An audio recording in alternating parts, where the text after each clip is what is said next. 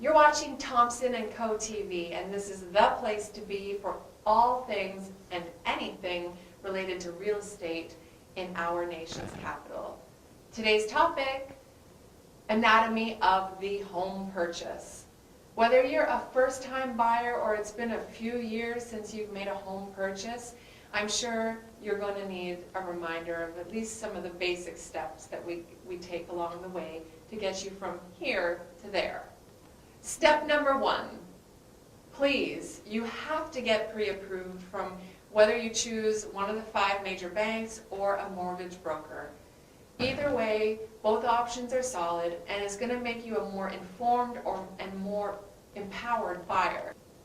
Getting pre-approved is going to save you a ton of heartache and disappointment, because from the get-go, you're actually going to be able to know what you can afford.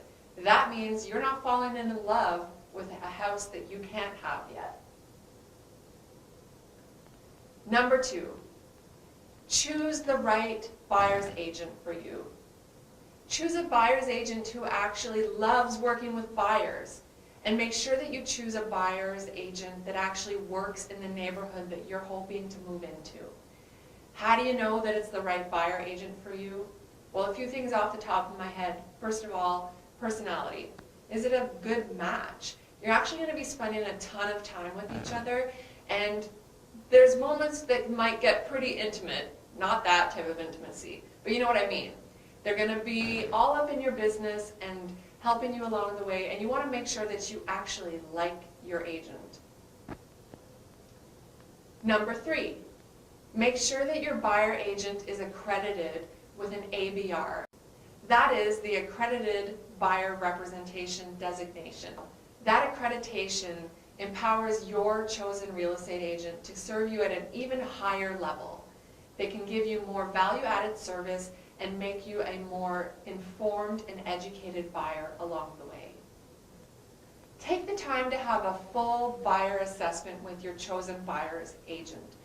You want them to know everything about your buying goals, your wants, your hopes, your wishes, your needs, the things that you just aren't willing to budge on. The sooner that they are made aware of these elements of your buying process, the faster that they can get you into the right home.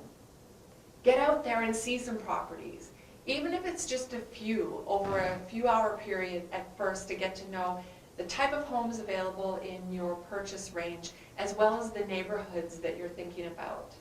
It's time well spent, because usually a seasoned agent is able to spend just a couple hours with a buyer or a buyer couple, and they're able to pretty much figure out exactly what sort of home is going to be perfect for you. Fall in love with a home, but don't lead with emotion, and then make an offer. You're going to know that it's the one when it meets most of your checklist. I need you to be realistic.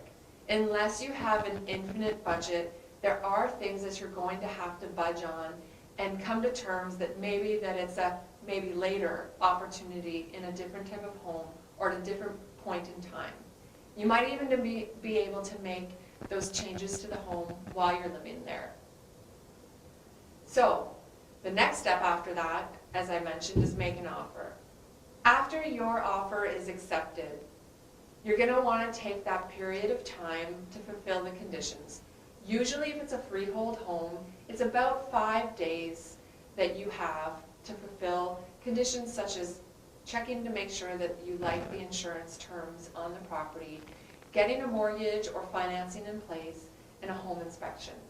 If it's a condo, you're probably going to want to add the conditions specific to condos, which is your lawyer's review of a status certificate.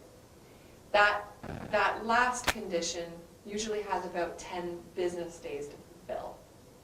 Your home inspection might result in some unpleasant surprises, let's call them.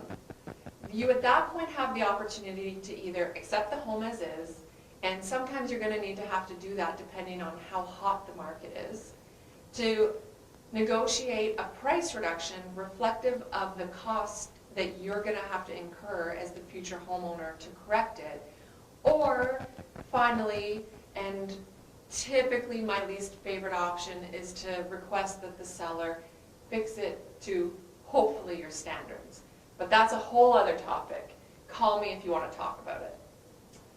Usually the closing date comes in a period of somewhere between 6 weeks and 3 months later. So in that period of time, your agent ought to be making sure that you know exactly what's next during the firm and closing process. Find yourself a checklist, and that's really going to help you make that closing period between firming up the sale and moving in as smooth as possible for you and your family. Woo!